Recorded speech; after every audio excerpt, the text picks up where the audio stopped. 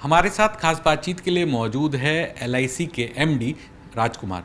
Sir, सबसे पहले मैं आपसे ये समझना चाहूँगा, अब जो नेक्स्ट इवेंट है जिस पर हर किसी की नज़रें हैं वो है यूनियन बजट। तो लाइफ इंश्योरेंस सेक्टर की बजट से क्या उम्मीदें हैं, क्या चीज़ें जो आप हैं देख रहे हैं ओवरऑल सेक्टर की ग्रोथ के लिए जो इस बजट में होनी चाहिए?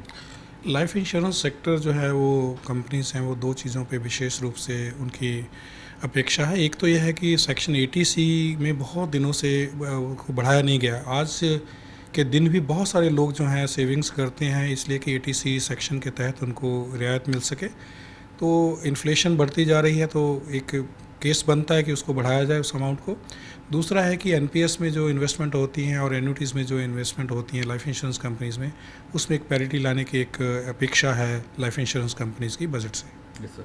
तो जिस तरह से आपने बात की कि बजट से ये उम्मीदें हैं और जो हम देख रहे हैं पिछले कुछ वक्त से life insurance overall sector after Covid जो डबल डिजिट ग्रोथ से चल रहा है, तो क्या आगे भी आपको लगता है कि ग्रोथ जारी रहेगी और कौन से ऐसे सेगमेंट है, कहाँ पर जो है इंश्योरेंस कंपनियां ज़्यादा अपना थ्रस्ट बढ़ाएगी? दो हिस्से हैं अनुराग जी इस क्वेश्चन के। पहला हिस्सा तो यह है कि जो इस वक्त ग्रोथ है क्या वो सस्टेन रहेगी या नहीं रहेगी। एक बात यह है कि कोविड के बाद एक रिवेंज स्पेंडिंग हो रही है। आप देखेंगे कि जीएसटी कलेक्शन में कितना उछाल आया है, डायरेक्ट टैक्सेस में कितना है। इसका मतलब लोग उसको स्पेंड कर रहे हैं और स्पेंडिंग के बावजूद भी लाइफ इंश्योरेंस का बिजनेस जो है वो अच्छी ग्रोथ दे रहा है। तो ये जो टेपरिंग ऑफ होगी रिवेंज स्पेंडिंग की, that will save more money in the hands of the customers. तो मुझे लगता है कि आने वाले समय के अंदर भी लाइफ इंश्योरेंस का जो ग्रोथ रेट है बहुत अच्छा रहेगा। दूसरा है, आपने बात की कि किस थ्रस्ट एरिया का रहेगा। मेरा मानना ये है कि जैसे इंटरेस्ट रेट की फ्लक्चुएशन हो रही है और आने वाले समय के अंदर interest rates will be under pressure. अभी नहीं, अभी थोड़ी देर रह सकते हैं, लेकिन अल्टीमेटली इंटरेस्ट रेट्स जो है नीचे आएंगे।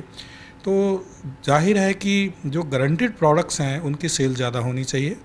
दूसरा है कि जो एन्युटीज़ हैं, ये बहुत सारे लोगों को जानकारी नहीं है कि life insurance corporation of India जो है वो एन्युटी प्रोडक्ट भी बेचती है। जो पेंशन, ये सिर्फ गवर्नमेंट सेक्टर या पब्लिक सेक्टर में काम करने वाले कर्मचारियों के लिए नहीं है, आम व्यक्ति भी उस पेंशन को खरीद सकता है।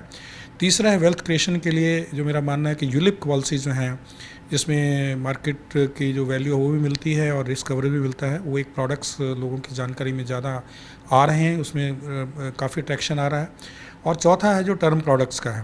टर्म प्रोडक्ट में है कि कम से कम प्रीमियम के ऊपर ज़्यादा से ज़्यादा रिस्क कवर होना चाहिए। तो ये चार प्रोडक्ट मेरे हिसाब से जो है ये थ्रस्ट एरियाज़ रहेंगे। और पांचवा जो है आने वाले समय के अंदर हेल्थ इंश्योरेंस का भी रहेगा। सर, आपने हेल्थ इंश्योरेंस की बात कही, लेकिन अभी जो है लाइफ इंश्योरेंस कंपनियां इंडेमिनिटी हेल्थ इंश्योरेंस नहीं बेच सकती, लेकिन जो बातचीत चल रही है, सरकार एक जो बदलाव लाने वाली है जिसमें कंपोजिट लाइसेंस की बात है, तो क्या जो कंपोजिट लाइसेंस के बाद लाइफ इंश्योरेंस कंपनियों के लिए एक काफ़ी बड़ा मार्केट ओपन हो जाएगा? अनुराग जी, आपने बहुत अच्छा स्टीक प्रश्न किया है। पहली बात तो यह है कि एक समय था जब एलआईसी कंपोजिट रूप में काम करती थी 1972 तक, जब ओरिएंटल इंश्योरेंस कंपनी एलआईसी के साथ थी। दूसरी बात यह है कि हेल्थ प्रोडक्ट्स में इंडेमनिटी बेस्ड प्रोडक्ट जो हैं वो जनरल इंश्योरेंस कंपनीज बेचती हैं और जो डिफाइंड बेनिफिट हैं वो लाइफ इंश्योरेंस बेचती हैं। ऐसा जो आपने जैसा कहा कि रेगुलेटर एक कंपोजिट लाइसेंस के बारे में सोच रहे हैं, गवर्नमेंट उसके ऊपर विचार कर रही है। तो मेरा मानना है कि लाइफ इंश्योरेंस कॉरपोरेशन की जो डिस्ट्रीब्यूशन नेटवर्क है, 13.5 लाख एजेंट्स हैं और पुराना एक्सपीरियंस है, नेटवर्क है, सब कुछ है, तो हमारे लिए एक बहुत एक्साइटिंग स्पेस होगा फ्यूचर में इसमें कार्य करने के लिए। और हम बहुत ऑर्गेनिकली और इनऑर्गेनिकली ग्रो करने के लिए कॉरपोरेशन को तैयार रहना होगा और इसके लिए जो उचित समय के ऊपर उचित निर्णय हम लेंगे। सर, आपका मतलब क्या कंपनियां जो कंपोजिट लाइसेंस आएगा, पूरे सेक्टर की बात कर रहा हूँ, तो उनका लाइफ इंश्योरेंस कंपनियों का नॉन लाइफ यानी जनरल इंश्योरेंस की जगह हेल्थ के ऊपर ज़्यादा फोकस रहेगा, यानी वो प्रॉपर्टी मोटर वगैरह में नहीं जाके हेल्थ पे ज़्यादा फोकस देंगे? नहीं, मेरा ऐसा मानना नहीं है अनुराग जी, क्योंकि अगर आपका जो भी डिस्ट्रीब्यूटर है उसके लिए भी आपको एक वैल्यू क्रिएट करनी है, उसके लिए वेल्थ क्रिएट करना है, तो उसको वो सारा स्पेस देना चाहिए जिसमें वो काम कर सके। जैसे हम ये कहते हैं कि 83% गैप है, प्रोटेक्शन गैप है लाइफ इंश्योरेंस सेगमेंट में, तो मेरा मानना यह है कि जनरल इंश्योरेंस में तो उससे भी कहीं ज़्यादा है। लोग जो अगर गाड़ी का बीमा करवाते हैं या व्हीकल का या वाहन का बीमा करवाते हैं तो इसलिए करवाते हैं कि लॉ ने कहा हुआ है। बट उसके बाद फायर इंश्योरेंस है, थेफ्ट है, बहुत सारा के इंश्योरेंस है जो अभी भी नहीं हो रहा है। और मेरा ये मानना है कि जैसे जैसे इसके बारे में लोगों में जानकारी बढ़ेगी और सेंट्रल गवर्नमेंट उसमें बहुत प्रयास कर रही है, ये बिज़नेस जो बढ़ता जाएगा। और मैं कोई कारण नहीं समझता है कि अगर कंपोजिट लाइसेंस लेना है तो सिर्फ उसके बाद हेल्थ पे कंसंट्रेट करना। मेरे विचार से सारी लाइन ऑफ बिज़नेस के ऊपर लाइफ इंश्योरेंस कंपनीज और LIC पर्टिकुलरली उस पर कंसंट्रेट करेगी।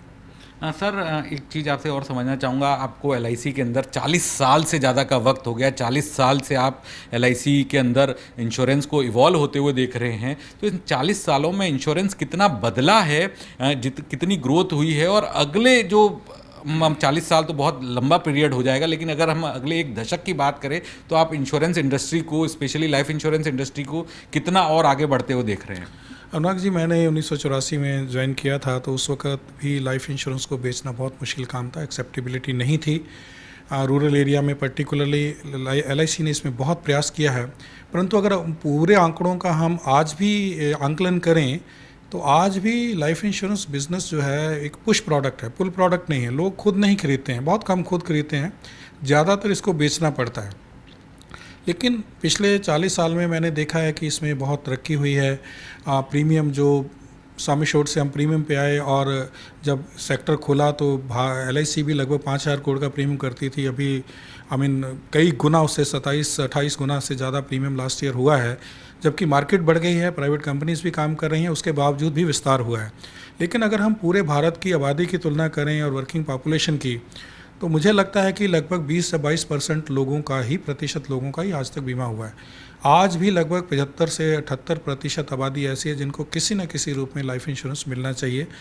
ये एक, और दूसरा जो भारत की जो इकोनॉमिक तरक्की हो रही है, हमारी जो देश में सरकारें कर रही हैं विभिन्न, और सेंट्रल गवर्नमेंट पर्टिकुलरली इंफ्रास्ट्रक्चर का डेवलपमेंट हो रहा है, भारत का जो अंदर बनाई वस्तुओं का प्रयोग करने की बात हो रही है, इससे, और भारत जो है 5वीं बड़ी विश्व की इकोनॉमी बन गया है, इससे आम आदमी की जेब में भी पैसा आएगा और उसको भी अपने जीवन यापन के बाद पैसा सेव करने की और भविष्य में अपने एक वेल्थ क्रिएट करने की या लाइफ इंश्योरेंस लेने की उसको ज़रूरत जो महसूस हो रही है, जिसको नहीं कर पा रहा, तो वो कर पाएंगे। तो मेरे अनुसार आने वाला समय एक बहुत ब्राइट समय लाइफ इंश्योरेंस ऑर्गेनाइजेशंस के लिए भी रहेगा, पर्टिकुलर LIC के लिए, क्योंकि हम देश के कोने कोने में हैं। हमारा एजेंट भारत के हर गांव में काम करता है। 91% डिस्ट्रिक्ट्स के अंदर हमारे ऑफिसेज हैं, और टेक्नोलॉजी हम बहुत यूज़ करते हैं। तो मैं समझता हूँ कि हमारे लिए एक बहुत बड़ा ये एक्साइटिंग स्पेस है, और भारतीय जीवन बीमा निगम आने वाले समय के अंदर भी इसको इनकैश करता रहेगा। हमसे बात करने के लिए बहुत बहुत शुक्रिया। Thank you.